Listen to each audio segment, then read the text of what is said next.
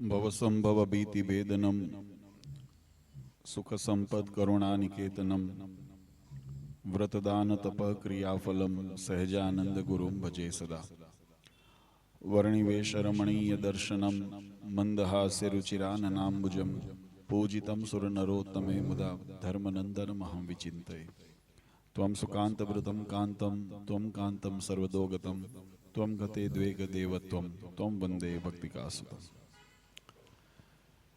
सर्व अवतारी सर्व कारण अपना सौना मोक्षदाता इष्टदेव भगवान श्री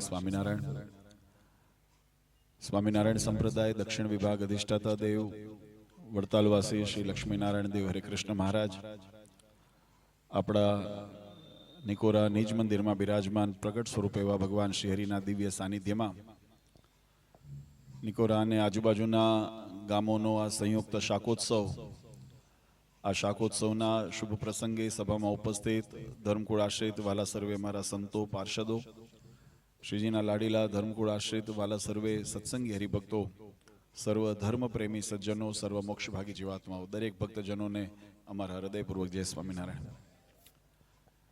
वाला भक्तों भगवान श्रीहरिनी पूर्ण कृपा थी आज अपना गामने आंगणे आ दिव्य शाकोत्सव ए उत्सव आपणे माणी रह्या छीए। अपना शास्त्रोनी अंदर विशेष करीने भगवान स्वामीनारायणे वचनामृतनी अंदर एक बहु सुंदर महिमानी बात आपने समझावी। भगवान श्रीहरि एम बोल्या के कोई जीवात्मा कदाच सिद्ध दशा ने पाम्यो होय अने जागृत स्वप्न ने सुषुप्ति त्रणेय अवस्थानी अंदर भगवान साथे वात करतो होय एवी सिद्धि ने पाम्यो होय छतां पण जो जीवात्मा ने पोतानुं कल्याण इच्छवुं होय तो एने भगवानना जे स्वरूपो आ धरा उपर प्रगट थया अने जे स्थानों के भगवाने दिव्य चरित्र कर्या होय लीलाओ करी होय ए स्थानों ने ए चरित्र ने ए स्वरूप ने एने नित्य संभारवा। आ वात बहु आम झीणी लागे पण एनो तात्पर्य अने एनो महिमा बहु ऊंडो छे। आ जीवननी अंदर जीवात्मा माटे जो कठण में कठण कोई साधन होय तो ये मन ने भगवान में अखंड पोरवी राखવું एनाथी वधारे कोई कठण साधन नहीं। एनु कारण छे के आपणो महदंशे मोटा भागनो आपणो समय आपणो व्यवहार ए आ संसार अने जगतना पदार्थोनी साथे रहेलो छे अने जेनु तमे वारंवार चिंतवन करो जेनु तमे वारंवार मनन करो ए सहज एक मनुष्यनी प्रकृति स्वभाव छे के पछी एना मननी अंदर एक घर करी जाय। तमे एक वस्तु बहु विचार करो ने पछी राते सूता हो तो एनु सपनु आवे आवतुं होय ने एवुं घणी वखत बनतुं होय छे। कारण के ज्यारे बहु एनो सहवास थयो बहु योग थयो एटले ए स्वरूपनी अंदर एक स्वप्नावस्थानी अंदर अथवा सुषुप्तिनी अंदर पण आपणे एनो भास थवा मांडे छे। तो मोटा भागे आ संसारनो योग कारण के आपणे संसार में जन्म्या छीए व्यवहार में रह्या छीए अनेक प्रकारनी जवाबदारीओ आपणा माथे होय कोईने नौकरी धंधो परिवार पोताना समाज वगैरह देश गाम बधानी जवाबदारी नानी मोटी आपणा माथे रहेली छे। कोईने वधारे तो कोईने ओછી पण छे तो बधाने माथे। पण आवी परिस्थितिनी अंदर आपणे ઊંડાણથી विचार करीने क्यारे पोताना आत्मकल्याणनो साधन केम करवू आत्मकल्याण केम करवू अने फरी जन्म मरणना चक्रमा न आवવું પડે एवो विचार करीने आपणे केटला दिवस जो रोज सवारे आपणे उठता होईए ने कोई वखत ध्यान देजो आपणे करता तो होईए ज पण ध्यान न दीधुं होय એટલે बहु आपणे खबर न पड़ी होय पण सवारथी उठो ने एक दिवस डायरी राखो पोतानी साथे अने जे विचारो आवे ने एमां नोंधता जाओ। જ્યારે જ્યારે થાય સવારે બપોરે સાંજે જ્યારે કોઈ કામ કરતા કોઈ પણ વિચાર આવે ને વિચાર નો તો કામ નહીં શેનો વિચાર આવે છે તમે અને હાંજ પડે એનું સર્વૈયું કરજો તો 100 માંથી કદાચ અતિશયોક્તિ નહીં કહેતો પણ 98-99 વિચાર જે હશે ને બધા સંસાર સંબંધી હશે। તમે જોજો વિચારોની જ વાત કરો છો કામ નહીં। 98 થી 99% વિચારો બધા જગત સંબંધી હશે. મારે અહીંથી લેણું લેવાનું છે ને અહીંયા દેણું દેવાનું છે એવું હશે ને. મારે આજે આ કામ બાકી છે, આ કામ બાકી છે, અહીંયા વ્યવહારે જવાનું છે વગેરે જે જે આપણા કામ હોય, જવાબદારીઓ માથે હોય. તો આખા જીવનની અંદર, આખા આપણે સંસારની અંદર, આપણે જ્યારે આ સંસારના યાત્રાની અંદર, જગતની યાત્રામાં જીવાત્મા જ્યારે હોય છે ત્યારે મહદઅંશે એનો યોગ એ ભૌતિક અને ભૌતિકવાદ તરફ હોય છે. અને એટલા માટે મહારાજે વચનામૃતમાં લખ્યું કે જીવાત્મા માટે કઠણમાં કઠણ કોઈ સાધન હોય તો એ ભગવાનના સ્વરૂપની અંદર અખંડ મનની વૃત્તિ રાખવી. અખંડ આ શબ્દ વિશેષણ વાપર્યો, નહીં તો મનની વૃત્તિ રાખવી એટલું જ લખ્યું હતું. પણ કાયમ ચિંતવન થાય એવું શક્ય બને નહીં, એવું એ કરી શકે નહીં. આ સંસારની વિટમણા એવી છે, માયાનો એવો પ્રબળ જાળ એવું છે. તો કઠણ સાધન એ છે. તો સિદ્ધિ પણ મહારાજ એવી બતાવી કે એનાથી કોઈ મોટી ઉપલબ્ધિ નથી. આમાંથી જો તમે તરી જાઓ, આ માયાનો જે ભવસાગર જે છે ને, આ જે આપણી જીવનની વિટમણાઓ છે, એમાંથી તરી જઈએ અથવા તો એમાંથી બહાર નીકળીને ભગવાનના સ્વરૂપની અંદર મનની વૃત્તિ જો ચોંટી જાય તો મહારાજ કે એનાથી મોટું કોઈ સિદ્ધિ નથી. પછી સંસારમાં પછી સંસારિક સુખને માગવા નથી પડતા, પછી સંસારિક સુખની કામના નથી કરવી પડતી. એ ભગવાનની કૃપાએ કરીને આપણને જે પણ આપણી મહેનત કર્મ પ્રમાણે પ્રારબ્ધ પ્રમાણે પ્રાપ્ત થાય એની અંદર આપણને સુખ અને આનંદની અનુભૂતિ થાય. અને એ આનંદ કેવો તો કે નિર્વિકાર આનંદ, એમાં પાછું બંધન ન થાય, કર્મ અકર્મ થઈ જાય. શાસ્ત્રે બહુ સુંદર વાત સમજાવી છે, તત્વજ્ઞાન છે. કોઈ પણ કામ કરો ને તેની સાથે એનું ફળ નિર્માણ થઈ જ ગયું હોય, આપણને વહેલું મોડું મળે. સમય 3 અવસ્થાની અંદર જીવાત્મા કર્મ કરે છે, જાગૃત, સ્વપ્ન અને સુષુપ્તિ 3 અવસ્થામાં ભોગવે છે. અને 3 પ્રકારે જીવાત્મા કર્મ ભોગવે છે, સંચિત, ક્રિયામાણ અને પ્રારબ્ધ. 3 યોગે કરીને જીવાત્માને કર્મ ફળ થાય છે. પણ કર્મ જેવો નિર્માણ થયું ને એટલે એનો ફળ એની સાથે જ નિર્મિતિ એની થઈ જ ગઈ હોય. જેમ આપણે ગુજરાત સહજમાં કહીએ છીએ કે બાળક જન્મે ને એટલે એની મૃત્યુ તિથિ પણ એ તે દિવસ જ વિધાતાએ લખી નાખી હોય કે આનું આયુષ્ય 70 વર્ષ, 80 વર્ષ, 100 વર્ષ, 125 વર્ષ જે પણ હોય, જેવા યુગ પ્રમાણે એની તિથિ નોંધેલી છે. આપણને ખબર નથી એટલે આપણે અજ્ઞાનતામાં એમ કહીએ છીએ કે આપણે તો બધું ભેગું કરવા માટે. એક બહુ સારા કોઈ લેખકે એક પ્રસંગ બહુ લખ્યો છે. એની અંદર લખ્યું કે એક વ્યક્તિ હતા, એને એના ઉપર જેમ મહારાજ કીધું ને કે કોઈ રાજા હોય તો રાજી થાય તો શું આપે, કોઈ ગામ ગરાસના ધણી હોય તો રાજી થાય તો શું આપે, કોઈ ખેડૂત હોય. મહારાજ કીધું, બહુ સરસ વાત કરી મહારાજ કે કોઈ જો સારો ખેડૂત હોય, મોટા ખેડૂત હોય અને એના જે મજૂરી અને ત્યાં કરતા હોય એના ઉપર રાજી થાય એટલે શું કરે, મણ બે મણ એને અનાજ આપી દે. જો ઘઉંનો પાક કર્યો હોય તો ઘઉં આપી દે, સિંગ કર્યું હોય તો સિંગ, મણ બે મણ એને ભાગ આપી દે. કદાચ એનાથી કોઈ મોટા હોય એટલે કે નગર ધણી હોય, નગરપતિ હોય, જેના સામ્રાજ્યને એના હાથની નીચે અનેક જમીનો આદિ રહેલું હોય, એનો વહીવટ કરતા કોઈના ઉપર રાજી થાય એટલે 1-2 જમીનના ટુકડા આપી દે. કોઈ રાજા હોય તો ગામ ગરાસ આપી દે. કોઈ ચક્રવર્તી રાજા હોય તો રાજા બનાવી દે, ખંડિયા રાજા બનાવી દે. જેવી જેની સામર્થ્ય છે એ પ્રમાણે પોતાના એ જે અનુયાયી અથવા તો એની નીચે જેના ઉપર રાજી થયા હોય એને આપે. આપણે વાત કરીએ છીએ પરબ્રહ્મ પુરુષોત્તમ ભગવાનની. હવે જે અનંત કોટી બ્રહ્માંડના અધિપતિ છે એ રાજી થાય તો શું આપે, બહુ વિચારવા જેવું છે. આ સંસારના જે રાજા હોય, ખંડિયા રાજા હોય, ગામધણી હોય, નગરના કોઈ મોટા ખેડૂત હોય, એ જો આપે, કોઈ શાહુકાર હોય એ જો આપે તો એ માત્ર નાશવંત એવો પદાર્થ આપણને આપે છે. એ પાછું આપણને આપ્યા પછી આપણી પાસે કાયમ રહેશે કે કેમ એની ગેરંટી આપતા નથી. એવું આપે છે તમને કોઈ આપણી મહેનત કરી હોય ને કોઈ રાજી થઈને આપણને આપ્યું, કોઈ ઇનામ આપણે આપીએ, માનો કોઈ સારું પ્રવૃત્તિ કરતા હોય તો આપણે કે પ્રોત્સાહન ઇનામ આપતા હોઈએ છીએ. હવે એ ઇનામ એને આપ્યું પછી એ ઇનામ એની પાસે કાયમ રહેશે એની ખાતરી એ આપતા નથી. પણ પરબ્રહ્મ ભગવાન સ્વામિનારાયણ જ્યારે કોઈના ઉપર, ભગવાન ઈષ્ટદેવ આપણા શ્રી હરિ જ્યારે કોઈના ઉપર રાજી થાય ને, ભગવાન કે અમે એને સંસારનું તો આપીએ છીએ, સંસારનો ઉપયોગ કરવા આપીએ છીએ.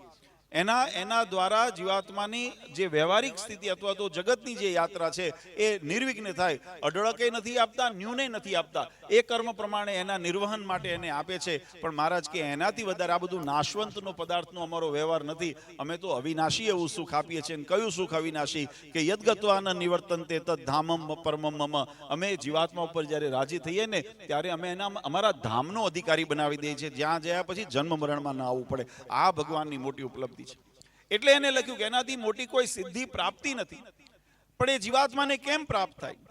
આપણે જે વાત કરી ભગવાનમાં અખંડ વૃત્તિ, હમણાં આપણે વાત કરી કે આપણે અખંડ વિટમણાઓમાં ઘેરાયેલા છીએ.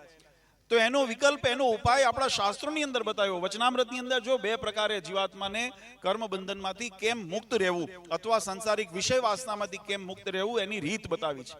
પહેલી રીત, આપણે ત્યાં એક અંગ્રેજીમાં કહેવત છે, precautions is better than cure. આપણે એમ કે ચેતતા નર સદા સુખી. માંદા થઈને દવા લેવું એના કરતા માંદા ન થવાય એ વધારે જોવું. બરાબર? પહેલું તો આપણે પહેલું શું સાવધાની રાખવી પડે કે માંદા થઈને પછી ઉપચાર કરવો, પછી દવા લેવી, હોસ્પિટલના ધક્કા કરવા, એના કરતાં શરીરનું એવી સંભાળ લઈએ કે માંદા ન પડાય. તો માંદું આપણને કોણ પાડે છે? તો રોગ પાડે છે. તો રોગની જે પ્રતિક્રિયા આપણા શરીરની અંદર, જેને રોગ પ્રતિકારક શક્તિ કહેવામાં આવે છે, આપણી ઇમ્યુનિટી, અંગ્રેજીની અંદર કહે છે ઇમ્યુનિટી, ઇમ્યુનિટી સિસ્ટમ જો આપણી મજબૂત હોય તો આપણને બહારના રોગ આપણા ઉપર જલ્દી અસર કરી શકે નહીં. એટલે આપણું શરીર એને મજબૂત કરવું પડે આ જગતના રોગ દ્વારા. એમ આત્માના રોગને જો આપણે નિરોગી કરવો હોય, ભવનો જે આપણને રોગ પડ્યો, જે આપણને લાગ્યો છે, જન્મ મરણનો જે રોગ લાગ્યો છે, એને નિવૃત્ત કરવું હોય તો આત્મબળને પહેલા આપણે સબળ કરવું પડે, એને જાગૃત કરવું પડે, એને સુરાતન એની અંદર રાખવું પડે. આ પહેલો ઉપાય, પ્રિકોશન્સનો ઉપાય. બીજું મહારાજે બતાવ્યું વચનામૃતની અંદર. મહારાજ લોયાની અંદર સભા કરીને બેઠા હતા અને મહારાજે નાના નાના સંતોને બધાને બોલાવ્યા અને પછી મહારાજે બહુ સુંદર એક ઉપદેશની વાત કરી. મહારાજ કહે કે કામ, ક્રોધ, લોભ આદિ જે આપણને અંતઃશત્રુ જેને કહીએ છીએ, એ જ્યારે પ્રવૃત્તિ છે, એનો વેગ જ્યારે વૃત્તિઓ એની અંદર પ્રેરાય છે ત્યારે એની અંદર 2 પ્રકારના ભેદ જોવા મળે છે, એક તીવ્ર વેગ અને એક મંદ વેગ.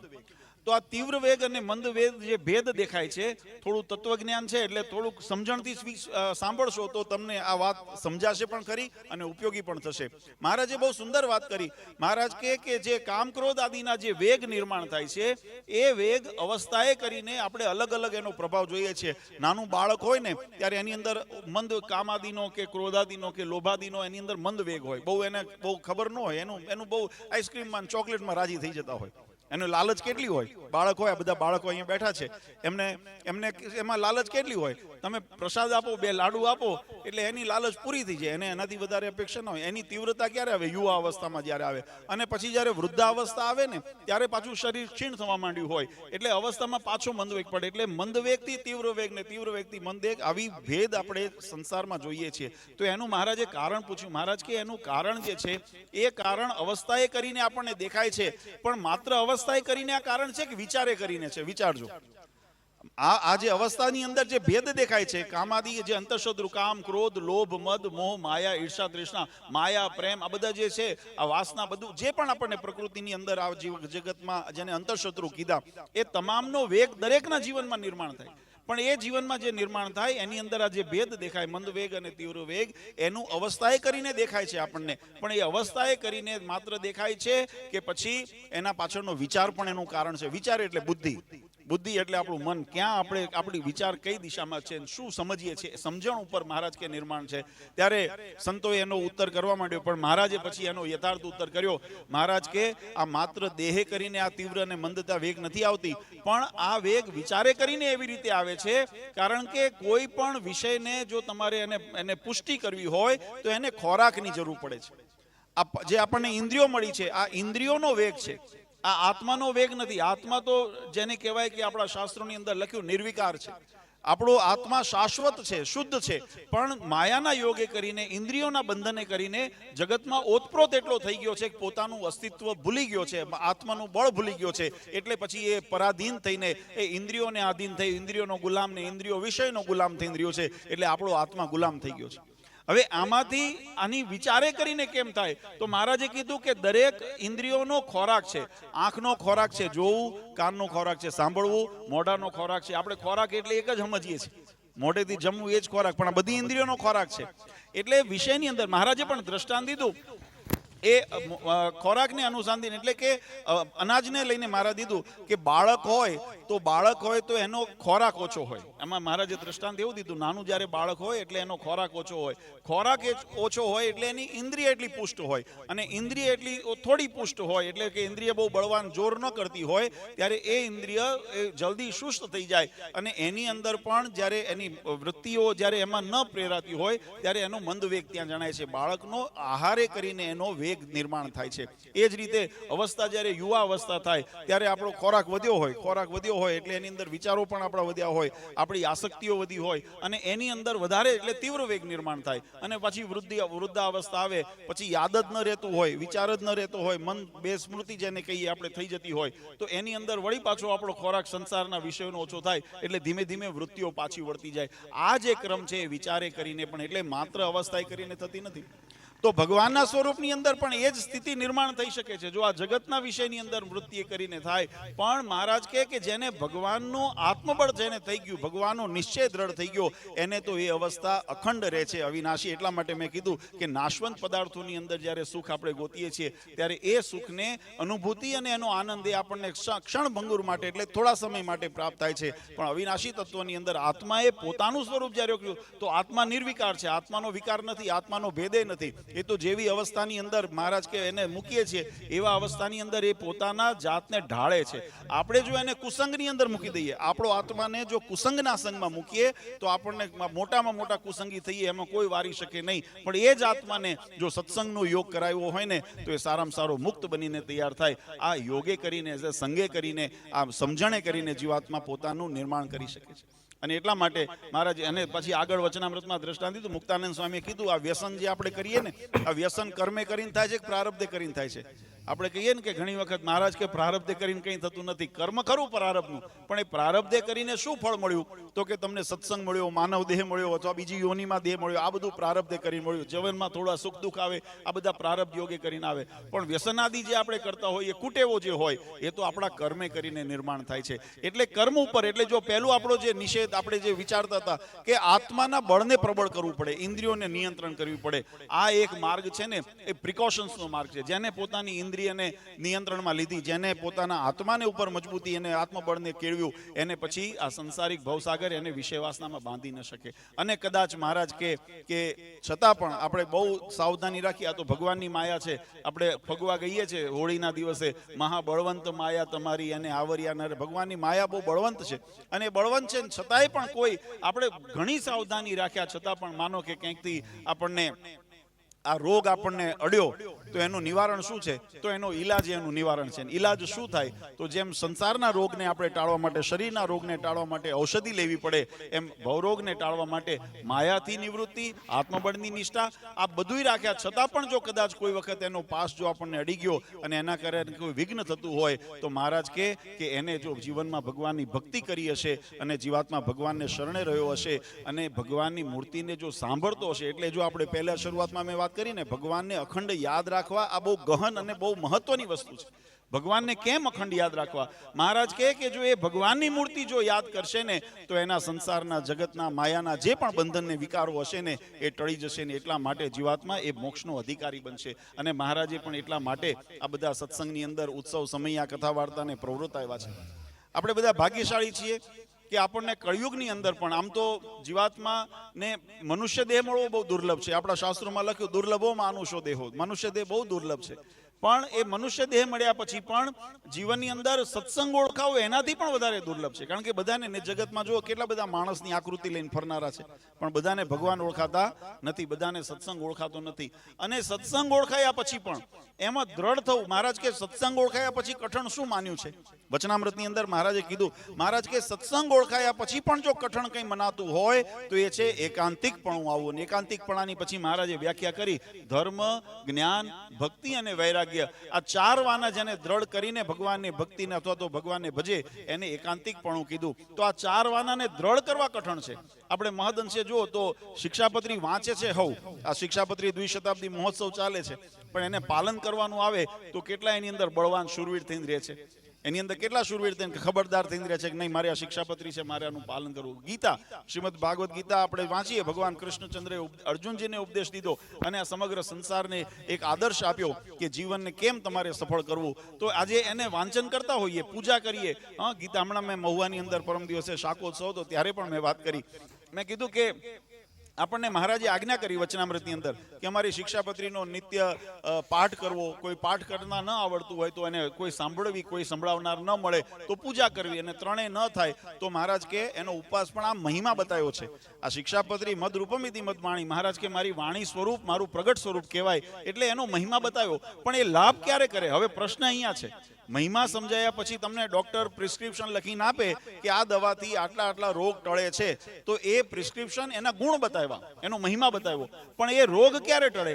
કે તમે એમાંથી એક ટીકડી લઈને આરોગો અને એ ટીકડીને પચાવો, ત્યારે એમાંથી નિરોગી થવાય. એમ ભગવાન સ્વામિનારાયણે પણ શિક્ષાપત્રીની અંદર ભાવ બતાવ્યો વચનામૃતમાં, શિક્ષાપત્રીની અંદર, કે આનો મહિમા છે કે રોજ પાલન, રોજ વાંચવી અને રોજ એને સાંભળવી અથવા રોજ એની પૂજા કરવી, એ મહિમા છે. પણ એની ફળશ્રુતિ ક્યારે થાય? તો એ શિક્ષાપત્રીમાં જ ભગવાન સ્વામિનારાયણે આજ્ઞા કરી કે અમારી બાંધેલી આ શિક્ષાપત્રીનું જે પાલન કરશે, યે પાલયંતી મનુજા સત્શાસ્ત્ર પ્રતિપાદિતાન સદાચારાન સદા તેત્ર પરત્ર ચ મહાસુખા. મહારાજ કે સુખ્યું ક્યારે થવાશે? કે જ્યારે આનું પાલન કરશો, આને આરોગશો અને પચાવશો, ત્યારે તમને એનો લાભ થશે. એટલે આ જે સત્સંગની રીત આપણને સનાતન ધર્મની અંદર પ્રાપ્ત થઈ છે. પછી કોઈ રામાનંદ સંપ્રદાયને અનુસરતો હોય, કોઈ મધ્વ સંપ્રદાયને અનુસરતો હોય, કૃષ્ણને ભજતો હોય, કોઈ રામને ભજતો હોય, કોઈ શિવજીને ભજતો હોય, કોઈ માતાજીને ભજતો હોય, પણ એની જે પરંપરા છે, એના જે સિદ્ધાંતો છે, એની મર્યાદાઓ છે, એને અનુસરીને જ્યારે તમે એને આરોગશો, એને જીવનમાં અપનાવશો, આપણે એના ગુણને ગ્રહણ કરશું, ત્યારે આપણા જીવનની અંદર રહેલા ભવ રોગને આપણે ટાળી શકશું અને અંતે જીવાત્મા ભગવાનનો. એટલા માટે આપણે કાયમ કહીએ છીએ કે બહુમૂલો આપણને આવો મનુષ્ય દેહ મળ્યો છે. સંતો કાયમ કહેતા, લાખ મણ લોઢાનો ગોળો અક્ષરધામમાંથી રજોડતો મૂકો તો પૃથ્વી ઉપર આવતા એ રજ ભેગો રજ થઈ જાય, એટલું છેટું અક્ષરધામ છે. હવે અહીંયા જવું છે તો કંઈ આપણે આમ દોટ મૂકીને તો નહીં જવાય ને. એના સારું જીવાત્માને કંઈક પુરુષાર્થ પ્રયત્ન કરવો પડશે. ને કયો પ્રયત્ન? તો કે ભગવાનની બાંધેલી આજ્ઞામાં રહીને ભગવાનનું ભજન કરશું ને, તો એ ભાતું આપણને ભગવાનના ધામ સુધી પહોંચાડશે. અને મહારાજે એ વાતને પ્રતિપાદન કર્યું. મહારાજ કે જે વ્યવહારની અંદર રહેલો જીવાત્મા પણ ઘડી બે ઘડી, વચનામૃત ગરડાની અંદર મહારાજ બેઠા હતા અને અયોધ્યા પ્રસાદજી મહારાજ, રઘુવીરજી મહારાજે બે પ્રશ્નો પૂછ્યા છે મહારાજને, બહુ સરસ પ્રશ્ન પૂછ્યા છે આ સંસાર માટે, તમારા મારા જેવા આજના જીવનના અંદર જે વિટમણાઓમાં ઘેરાયેલા જીવ માટે. પહેલો પ્રશ્ન એ મહારાજ કીધો કે ભગવાનને રાજી કરવો હોય તો કેમ કરાય?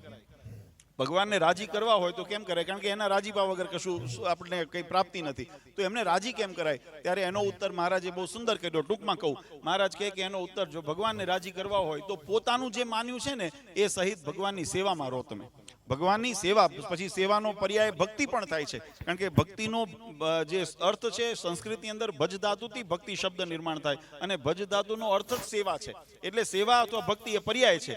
પણ મહારાજ કહે કે પોતાનું જે માન્યું હોય, દેહ, ધન, ધામ, પુત્ર, પરિવાર, જે પણ આપણે આમ માન્યું હોય કે મારું છે, એનાથી તમે ભગવાનની સેવામાં રહો, ભગવાનનું ભજન કરો, તો ભગવાન રાજી થાય. એટલે પહેલા તો ભગવત ભક્તિ પરાયણ રહેવું એનો પહેલો ઉપાય. અને બીજો મહારાજને પ્રશ્ન પૂછ્યો કે મહારાજ, આ જીવાતમાં ઘણા બધા સાચા ખોટા કર્મ હોય, આપણે વ્યવહારની અંદર નાની મોટી ભૂલો થતી હોય, તો શું ઘડી બે ઘડી ભગવાનનું જો નામ સ્મરણ કરીએ, ભગવાનનું ભજન કરીએ, તો એ કર્મ બંધનમાંથી ભગવાન મુક્ત કરે ખરા?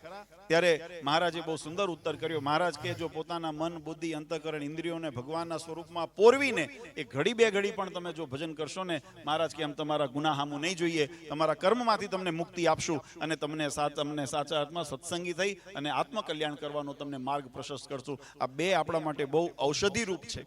એક ઔષધિ આપણને ખ્યાલ આવ્યો કે ભગવાનની ભક્તિ નિરંતર કરતું રહેવું, ભગવાનને ભજન જ્યારે પણ અવકાશ મળે, જ્યારે જેવો સમય મળે. અને મહારાજે તો ત્યાં સુધી કીધું, હાલતા, બેઠતા, ઉડતા, ચાલતા ભગવાનનું નામ સ્મરણ ને મૂર્તિનું ધ્યાન આપણા મનમાં હોવું જોઈએ. કેવી રીતે? એનું દ્રષ્ટાંત પણ બતાવ્યું કે પહેલાના જમાનામાં, હવે તો જો કે એ નથી એવો અનુભવ થતા, પણ પહેલા પાણી ભરવા કૂએ જવું પડતું અથવા નદી તળાવે જવું પડતું. તો કૂવાએ જ્યારે પાણી ભરવા જાય એટલે કૂવાની વચ્ચે પેલી ગરગડી બાંધી હોય અને એમાં દોરડું લટકાવ્યું હોય, નીચે ડોલ બાંધેલી હોય, અને બહેનો એને પછી એમાંથી પાણીને સિંચે ત્યારે એક પગ બહાર આગળ ઉમરા ઉપર ટેકવે.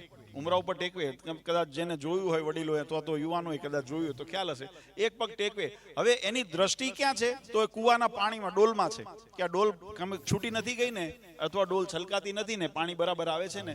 આંખે કરીને કૂવો જોવે છે અને પાણી જોવે છે, પણ એની મનની વૃત્તિ ક્યાં છે? મારો પગ બરાબર છે ને ટેકવેલો, પગ મારો હલ્યો નથી ને, નહીતર તો જો પગ લપશે તો કૂવામાં પડવાનું થાય. એટલે એ જેમ મનની વૃત્તિએ કરીને, મનોવૃત્તિએ કરીને જેમ એની અંદર ધ્યાન કેન્દ્રિત કર્યું છે, પછી શરીર શરીરે કરીને જે ક્રિયા કરતા હોય એમ મહારાજ કે આપણી મનોવૃત્તિ આપણે ભગવાનના સ્વરૂપની અંદર અહર્નિશ રાખીએ તો મહારાજ કે એ ભગવાનનું અખંડ સ્મરણ રહે અને ભગવાનનું સ્મરણ રહે અને મન વૃત્તિ એકાગ્ર કરીને. અને આજે હમણાં સંતોએ પણ કીધું આપણે નિયમ છે, મહારાજ કીધું રોજ સાયંકાળે મંદિરે આવવું, ઉચ્ચ સ્વરે ભગવાનના ભજનનું ભગવાનના નામ કીર્તન કરવું. કારણ કે ભાગવતજીની અંદર લખ્યું નામ મંત્રેણ યસ્ય સર્વ પાપ પ્રણાશનમ. જે ભગવાનનું નામ લે છે ને એના પાપ કર્મમાંથી જીવાત્માને મુક્તિ મળે છે, એવો શ્રીમદ ભાગવતજી એવું કહે છે. તો કહેવાનો ભાવાર્થ એ છે વાલા ભક્તો કે આપણને નિરોગી રહેવાનું ઉપાય પણ શાસ્ત્ર બતાવે છે. અને કદાચ કોઈ ભવ સાગર અથવા ભવ રોગનો કોઈ એની અસર આપણા ઉપર થઈ હોય તો એમાંથી નિવૃત્તિ કેમ થાય, સ્વસ્થ કેમ થવાય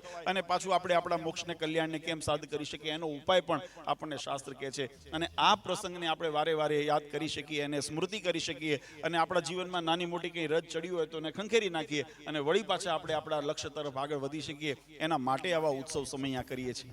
ભગવાન સ્વામિનારાયણે પણ પોતાના સમકાલીન સમયની અંદર આમ તો ભગવાન અખંડ પ્રગટ છે. પહેલા મૂર્તિમંત સ્વરૂપે મહારાજ મનુષ્ય આકૃતિ ધારણ કરીને આપણી વચ્ચે વિચરણ કર્યું. આપણા વડીલોએ એમનો ખૂબ લાભ લીધો, દર્શન કર્યા, મહારાજની વાણીનું શ્રવણ કર્યું, ભગવાનને લાડ લડાવ્યા, ભગવાનના હાથે અનેક ભગવાનના પ્રસાદ વગેરે ગ્રહણ કર્યું. પછીની પેઢીને પણ આ લાભ અવિરત પ્રાપ્ત રહે એટલા માટે મહારાજ પોતાના સ્વરૂપોને અલગ અલગ સ્વરૂપની અંદર પ્રસ્થાપિત કરતા ગયા. મહારાજે પોતાના સ્વહસ્તે મંદિરો નિર્માણ કરીને પધરાવ્યા. લક્ષ્મીનારાયણ દેવ, હરિકૃષ્ણ મહારાજ આદિ દેવો પધરાવ્યા. મહારાજ કીધું અક્ષરધામનું સ્વરૂપ ને આ તમારી સન્મુખ સ્વરૂપ, એમાં જરાય ભેદ નથી, એટલે પોતે પ્રગટ પણ એમાં રહ્યા. મહારાજે બીજું શાસ્ત્ર સ્વરૂપ બતાવ્યું કે વચનામૃત, સત્સંગી જીવન, શિક્ષાપત્રી આદિ મહારાજ કે અમે જે સદગ્રંથો લખાવ્યા છે આ અમારા વાણી સ્વરૂપ છે, એટલે એની અંદર પણ ભગવાન કે પ્રગટ સ્વરૂપે અમે રહ્યા છીએ. અને આચાર્ય મહારાજ કે ગુરુમંત્ર દીક્ષા લઈને જીવાત્માને ભગવાન સાથેનો સંબંધ દ્રઢ કરાવે એટલે આચાર્ય પદની સ્થાપના કરી. મહારાજ કે આના માધ્યમથી અમે ભક્તોની તમામ તમારા મનોરથને પૂર્ણ કરશું. અમે એની આચાર્ય મામ વિજાનીયા, તેની અંદર અમારો વાસ અખંડ છે એવું ભગવાને કીધું. અને એનાથી વિશેષ મહારાજે કીધું કે હું તો આ સત્સંગને મૂકીને ક્યાંય ગયો નથી. જે ભક્ત મારો થઈને રહ્યો છે એના હૃદયની અંદર હું વાસ કરું છું. એવા સંતો, એવા હરિભક્ત આપણા હૃદયની અંદર પણ મહારાજ કે અંતર્વૃત્તિ કરીને જુઓ તો તમારા હૃદયની અંદર હું છું, મૂકીને ક્યાંય ગયો નથી. પણ ભગવાન જ્યારે આ ધરા ઉપર મનુષ્ય આદિ ચરિત્ર કરતા ત્યારે ભક્તોને સુખ આવતું. હવે આપણે એ સુખની અનુભૂતિ કરવી હોય તો કેમ થાય? તો આપણા માટે મહારાજે આ પ્રથા પરંપરા કરી કે જેના માધ્યમથી કથા વાર્તાના માધ્યમથી ભગવાનના ચરિત્રોને આપણે યાદ કરીએ, ચરિત્રોને સંભાળીએ અને એના માધ્યમથી ભગવાનનો મહિમા દ્રઢ થાય અને આપણી મનની વૃત્તિ એ ભગવાનની મૂર્તિની અંદર સ્થિર રહે. આપણે વાગોળીએ ને જેટલું વાગોળીએ એટલું સુપાચ્ય થાય. આ પ્રસંગને આપણે અહીંયા આગળ શાકોત્સવ કર્યો, અહીંયા કથાનું શ્રવણ કર્યું, સંતોએ સરસ ઉપદેશ કર્યો અથવા તો કોઈ સારી વાત કરી, હવે એને વાગોળતા રહેવું, મનન કરતું રહેવું એના ઉપર. આપણે ગમે ત્યારે બીજા નવરા બેઠા હોઈએ ને ત્યારે હા સભામાં શું વાત થઈ હતી, આ ચરિત્રની શું વાત થઈ હતી, અથવા તો શાસ્ત્ર વાંચીએ એમાં વિચારીએ કે આની અંદર ભગવાનના કેવા પ્રસંગ લીલા ચરિત્રનું, તો એના દ્વારા દ્રઢીકરણ થશે. જેમ જગતના વિષયનો વારંવાર યોગ થવાથી એ વિષય આપણને આપણા અંદર ઉતરી જાય છે, એમ ભગવાનના ચરિત્રને પણ જો વારંવાર આપણે યાદ કરીએ, ભગવાનની મૂર્તિને જો વારંવાર યાદ કરીએ તો આપણા હૃદયની અંદર ભગવાનનો વાસ થઈ જાય. મૂર્તિ આપણા હૃદયની અંદર પછી અંત સમય યાદ કરવી નથી પડતી. મહારાજે કીધું અનાયાસે યાદ આવે. અને અનાયાસે જ્યારે ભગવાનની મૂર્તિ યાદ આવે, મહારાજ કે ભવભવના એના કર્મ બંધન કેમ ન હોય, મહારાજ કે અમે એને ઉગારી લઈએ અને અમારા ધામનો અધિકારી બનાવીએ. આજથી 200 વર્ષ પૂર્વે મહારાજે જે સત્સંગની પરંપરાની અંદર કથા વાર્તા, વિષ્ણુયાગ વગેરે તો મહારાજે અનેક કરાવ્યા, પણ મહારાજે આવા ઉત્સવ પણ કરાવ્યા. રાસોત્સવ કર્યો, રંગોત્સવ કર્યો, શાકોત્સવ કર્યો કે જેમાં પામર અને ઓલે કથા કરે ને, ભાગવત પારાયણ કરે તો જેને કથામાં રુચિ હોય એ જ આવે. પણ આમાં આ ઉત્સવમાં કેવું છે કે બધાને જેને નાની મોટી ઊંચી પરિપક્વતા ન હોય એ પણ લાભ લઈ શકે. અને લાભ લે એટલું જ નહીં, આમાંથી કંઈ ગુણ ગ્રહણ કરે ને. આપણે ત્યાં સંપ્રદાયનો એવો ઇતિહાસ છે કે એક સંઘ ગઢપુર જતો હતો અને એમાં કોઈ ગોકળી ગોવાળિયો એ એની સાથે જોડાઈ ગયો. એને કોઈ મહિમા કે કોઈ જ્ઞાન નહોતું, પણ જઈને ખાલી અહોભાવ લીધો કે ઓહો શું મહારાજનો સમયો છે ને શું મહારાજનો ડેલો. ગોપીનાથજી મહારાજનો જે દરબાર, જે હનુમાનજી માળો દરવાજો છે ને, એ જોઈને અહોભાવ આવી ગયો કે ઓહો મહારાજનો દરવાજો તો જો. અંત સમયે દરવાજો યાદ આવ્યો ને તો ભગવાન એને તેડવા આવ્યા. આપણા સંપ્રદાયનો ઇતિહાસ એવો કે છે. એટલે કહેવાની પાછળનો ભાવાર્થ, મહારાજ આ ઉત્સવ સમયનું નિમિત્તે છે કે જીવાત્માને પોતાના ભગવાનપણાની પ્રતીતિ થાય અને જીવાત્મા ભગવાનને શરણે થાય. આમ તો 200 વર્ષ પૂર્વે એક ચોરી થઈ સુરા બાપુને ત્યાં, અને એ ચોરીના નિમિત્તે આ શાકોત્સવ નિર્માણ થયો. નહીં તો સંકલ્પ એવો કંઈ હતો નહીં, પણ બાપુને ત્યાં ચોરી થઈ એટલે બાપુને સહેજ આપણને બધાને દુઃખ આવે તો કોણે યાદ કરીએ? ભગવાનને જ યાદ કરીએ. એટલે બાપુએ સંકલ્પ કર્યો કે મારી રકમ જો મને પાછી મળે તો અડધી અડધ મારે ભગવાનને અર્થે વાપરી લેવી છે. અને બનવાકાળ બન્યું એવું કે ચોર લોકોથી પટારો તૂટ્યો નહીં, સુરા ખાચરને ત્યાં પટારો પાછો લાવ્યા, ખોલીને જોયું તો એમાં રકમ જે હતી એમ હેમખેમ હતી, અકબંધ હતી. એટલે એમને પોતાના ધર્મપત્નીને વાત કરી કે મારો આવો સંકલ્પ છે કે આમાંથી અડધી રકમ ભગવાનને અર્થે વાપરવી છે. એમના પત્ની બહુ વિવેકી હતા. એમને કીધું જો ચોર લોકોથી પટારો તૂટ્યો હોત અથવા તાળું તૂટ્યું હોત તો શું અડધો ભાગ તમારો મુકતા જાત? તો કે એ કેમ બને, એ તો બધું લઈ ગયા હોત, એ આ પટારામાં જે હતું બધું લઈ ગયા હોત. તો એમને એમના ધર્મપત્નીએ કીધું બાપુ આપણા પ્રારબ્ધનું તો બધું ગયું હતું, આ તો ભગવાનની કૃપાથી પાછું આવ્યું છે, માટે બધું ભગવાનને અર્થે આપણે વાપરીએ અને ભગવાનનો રાજીપો લઈએ. અને એ રીતે નિમિત્ત બન્યું. મહારાજને પછી દેવા આમંત્રણ દેવા ગઢપુર ગયા અને ગઢપુર જઈને મહારાજને કીધું. મહારાજે પહેલા કીધું કે મહારાજ અમારે અત્યારે તો હવે તારે જો આ ધનુર્માસ આવે એટલે આની અંદર શિયાળાની અંદર મહારાજ કે કોઈ અન્નકોટ ઉત્સવ પતી ગયો હોય, બીજા ઉત્સવ આપણે ગણેશ ચતુર્થી, દિવાળી, આ બધા ઉત્સવ પતી ગયા હોય, એટલે હવે આમાં કોઈ ઉત્સવ નથી આવતા તો ઉત્સવમાં કરશું શું? ત્યારે મહારાજ કે તમે કરો એ અમારા માટે ઉત્સવ, તમારી પ્રત્યેક લીલા, પ્રત્યેક ચરિત્ર એ અમારા માટે ઉત્સવ છે.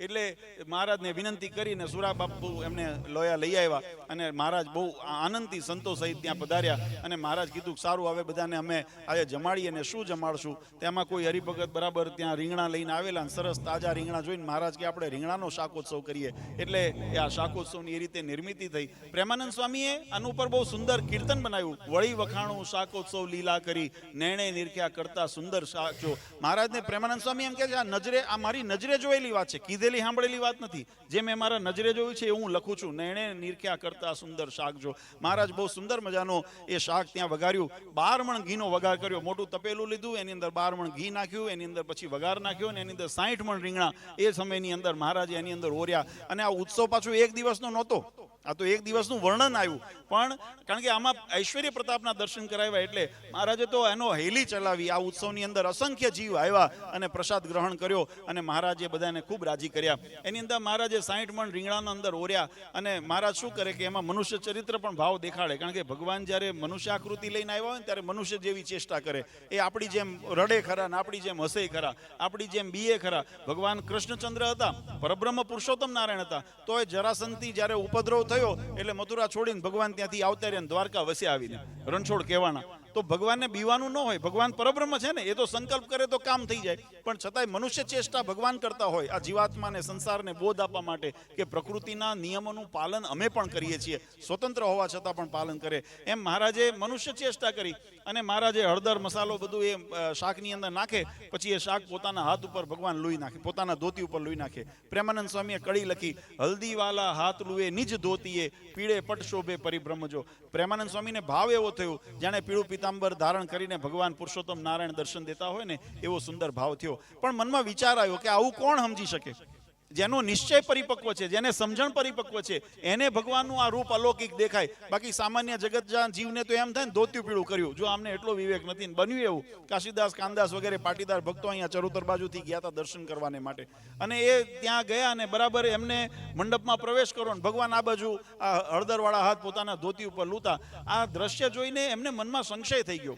એ પાટીદાર ભક્તોને મનમાં એમ થયું કે આને ભગવાન જગત કહે છે, આ જગતને તો ક્યાં કંઈ ભાન છે, આને એટલો વિવેક નથી. કોઈ હોય તો રૂમાલ રાખે, ગમછો રાખે. અને આજે પણ આ કળયુગની અંદર તમે જુઓ તો ટીકા કરનારા કરતા જ હશે ને, એ ભગવાન રામના અસ્તિત્વને નથી માનતા, ભગવાનના કૃષ્ણના અસ્તિત્વને નથી માનતા. કારણ કે આપણી બુદ્ધિ કેવી થઈ ગઈ, આપણે શાસ્ત્ર વચનમાં વિશ્વાસ નથી રહ્યો, આપણી બુદ્ધિના તર્કની અંદર વધારે વિશ્વાસ થયો. બુદ્ધિનો તર્ક તો શું છે, ચમત્કાર જોવે ને ત્યાં નમસ્કાર કરી દેશે. મહારાજે એનું બહુ સુંદર દ્રષ્ટાંત આપ્યું. મહારાજ કે મદારી ખેલ કરે ને તો એની કળાતી નથી, એની કળા પણ કળાતી નથી. તો આ તો જગતનો જીવ થઈને જો એવી કળા કરતો હોય તો આ તો અનંત કળાઓના ધણી છે, અનંત કળાઓના સ્વામી છે. એની કળાને કેમ કળી શકાય? એટલે જગતના જીવને પામર બુદ્ધિ પહોંચી ન શકે, પામર દ્રષ્ટિ થઈ ગઈ ને એટલા માટે.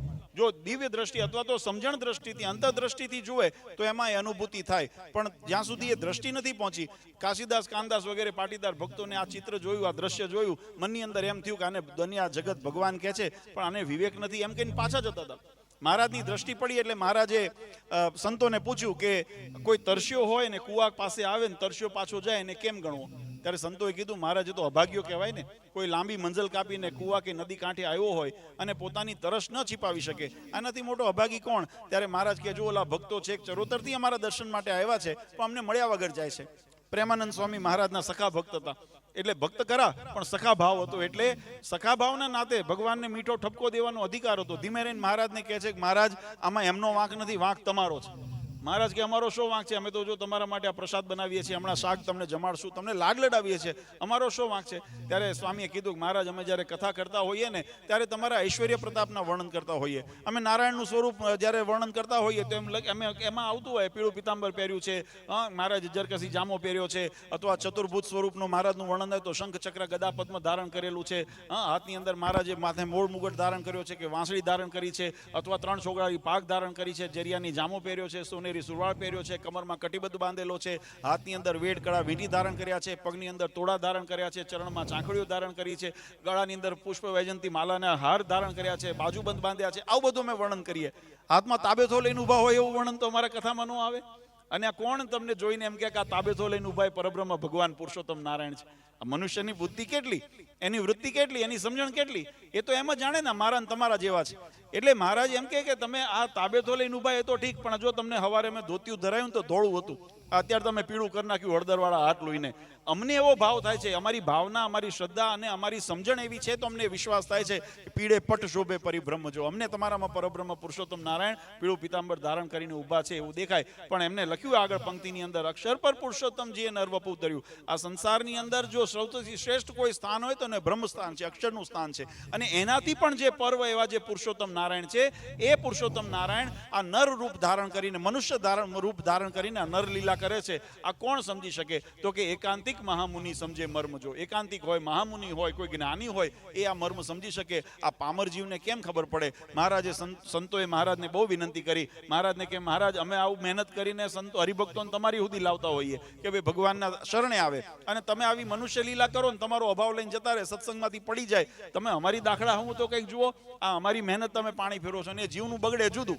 એટલે મહારાજને સૌ સંતોએ બહુ વિનંતી કરી. પછી મહારાજે પોતાના ઐશ્વર્યના દર્શન કરાવ્યા. નામ દઈને મહારાજે બોલાવ્યા, કાશીદાસ, કાનદાસ, તમે જે જોવા માટે આવ્યા છો જોઈને જાઓ. અને ભક્તોએ પાછળ વળીને જોયું ને ત્યારે મહારાજે ચતુર્ભુજ સ્વરૂપે દર્શન દીધા, પોતાના ભગવાનપણાની પ્રતીતિ કરાવી. અને વિશ્વાસ એમને થયો કે આ પરબ્રહ્મ ભલે તાબેતો હાથમાં હોય, ધનુષ્ય હાથમાં હોય, વાંસળી હાથમાં હોય, માળા હાથમાં હોય કે હાથમાં તાબેતો હોય, પણ આને ભગવાન છે એ પુરુષોત્તમ કલ્યાણના કરનારા છે એવો દ્રઢ વિશ્વાસ થયો, આશ્રય થયા અને ભગવાનના સત્સંગી બન્યા. આ સંપ્રદાયનો ઇતિહાસ. આપણે એ સ્મૃતિની અંદર આ ઉત્સવ વર્ષો વર્ષ કરીએ છીએ. આમ તો ઘણા બધા ભક્તોનો ભાવ એવો હોય, અમારે આંગણે આવો ઉત્સવ થાય. અને હું કાયમ કહું છું કે આ શાકોત્સવ છે ને એટલે પેલું સસ્તું ભાડું સિદ્ધપુરની જાત્રા.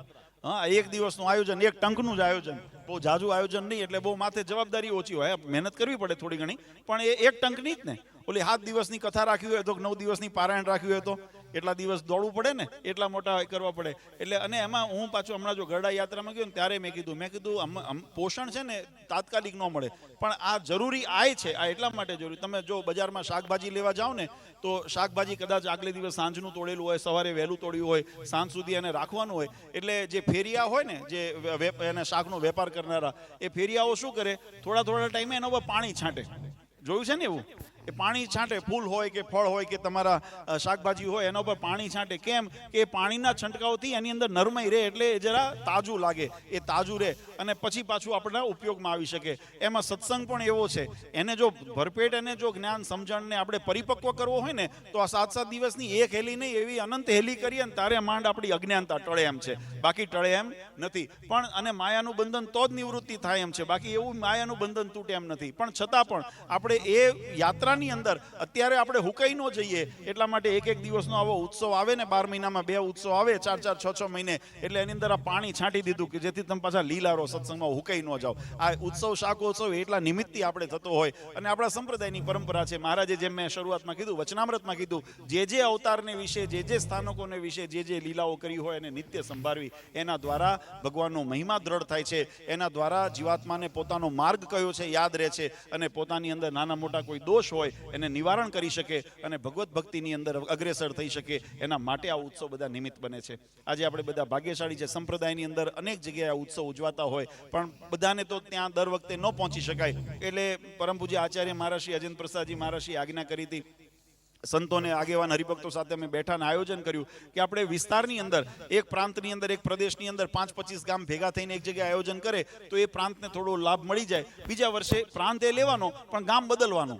એટલે વિસ્તાર આને આ હોય પણ ગામ બદલાય એટલે વારા ફરતી દરેક ગામને લાભ મળે અને જે ગામમાં તો જે વિસ્તારમાં આપણે ઉત્સવ થયો હોય એ વિસ્તારમાં ભગવાનના ચરિત્રો ગવાય, ભગવાનનો મહિમા ગવાય અને બધા હરિભક્તોને થોડો આનંદ વિનોદ થાય, પ્રસાદનો પ્રાપ્તિ થાય અને આપણા જીવનને આપણે નિર્ગુણ કરી શકીએ. આવો સુંદર આયોજન કરીને આપણે દર વર્ષે આ શાકોત્સવ કરીએ છીએ. આજે નિકોરાના ભક્તો ખૂબ ભાગ્યશાળી છે કે આ વિસ્તારનું એમને શાકોત્સવનું બીડું લીધું. અમારા ખાસ કરીને બધા યુવક મંડળના સભ્યોને ખૂબ ખૂબ બિરદાવીએ છીએ કે એમને ઉત્સાહ ઘણો હતો. જેમ હમણાં સંતોએ વાત કરીને કે અમારા આંગણે બાપુજી કંઈક ને કંઈક 12 મહિને એકાદ નાનો મોટો પ્રસંગ થવો જોઈએ કે જેથી કરીને અમને પણ સત્સંગનું પોષણ મળે. અને આ આપણે આપણા માટે એકલા માટે કરીએ એવું નથી. આ સત્સંગના પિયુષ જો આપણા જીવનની અંદર દ્રઢ કરીને રાખશું ને, આપણા વડીલાઓએ શીરસાટે સત્સંગ રાખ્યો, ઘણી કસોટીઓ થઈ, ઘણી પરીક્ષાઓ થઈ, ઘણા બધા આપણે કહીએ ને દુરીજનો જે હતા, દ્વેષીજનો હતા, એના ઘણા મેનાટોણા સાંભળ્યા, એને સહન કરવું પડ્યું, પણ છતાંય ભગવાનનો માર્ગ અને ભગવાનની આજ્ઞાને વળગીને રહ્યા ત્યારે આપણને આ સત્સંગનો વારસો મળ્યો. આપણે પણ જો એવા સત્સંગનું નિર્માણ કરીને એનું જતન કરશું ને તો આપણી આવનાર પેઢીને આ સત્સંગનો વારસો મળશે.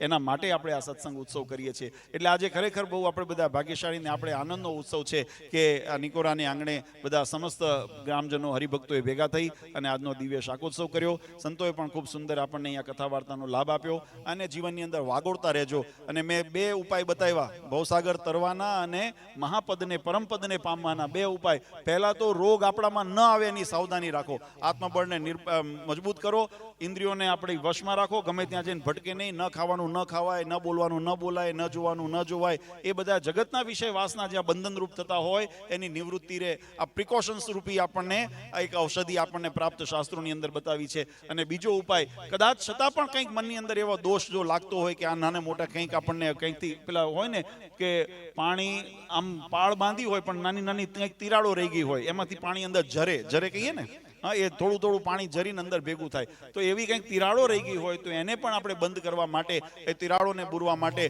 ભગવાનનું નિત્ય ભજન થાય, ભગવાનની આપણે ઉપાસના કરીએ, નાની મોટી સેવા કરીએ અને એના દ્વારા આપણે અખંડ ભગવાનનું સ્મરણ કરીએ તો આપણા જીવનની અંદર આપણે આ ભવસાગર તરવાની યાત્રા આપણી સફળ થાય. વિશેષ સમય નથી લેવો, પણ આજના દિવસે ભગવાન હરિકૃષ્ણ મહારાજ, ગોપીનાથજી મહારાજ, લક્ષ્મીનારાયણજી દેવ, ભગવાન સ્વામિનારાયણના ચરણારીનો પ્રાર્થના કરીએ કે મહારાજ અમારા નિકોરા અને આજુબાજુના સત્સંગ ઉપર કાયમ ખૂબ રાજી રહે અને આપણા જીવનની અંદર સત્સંગનો રંગ ચડતો ને ચડતો રહે એવી મહારાજના ચરણારીનો પ્રાર્થના કરીએ. મહારાજ બહુ સુંદર વચનામૃતમાં વખાણ્યું કે આ મુક્તાનંદ સ્વામીને અમે મળ્યા તો જ્યારે મળ્યા હતા લોજની અંદર ને ચડતો રંગ હતો, એવો ચડતો રંગ છે. અમે પણ એવી અપેક્ષા રાખીએ અને ભગવાનને પ્રાર્થના કરીએ કે આપણો નિકોરા અને આ વિસ્તારનો સત્સંગનો રંગ કાયમ ચડતો રહે, નિયમ નિશ્ચય પક્ષની દ્રઢતા રહે અને ભગવાનનો રાજીપો એ સમગ્ર સત્સંગ ઉપર કાયમ ઉતરતો રહે એવી ભગવાન શ્રી હરિના ચરણારીમાં પ્રાર્થના કરી. પરમ પૂજ્ય સનાતન ધર્મ ધુરંધર આચાર્ય શ્રી અજેન્દ્ર પ્રસાદજી મહારાજ, અશોક ગાદીવાળા પૂજ્ય માતુશ્રી અને અમારા સમસ્ત ધર્મકુળ પરિવાર વતી આપ સૌને અંતરના આશીર્વાદ આપી મારી વાણીને વિરામ આપું. બોલો સ્વામિનારાયણ ભગવાન.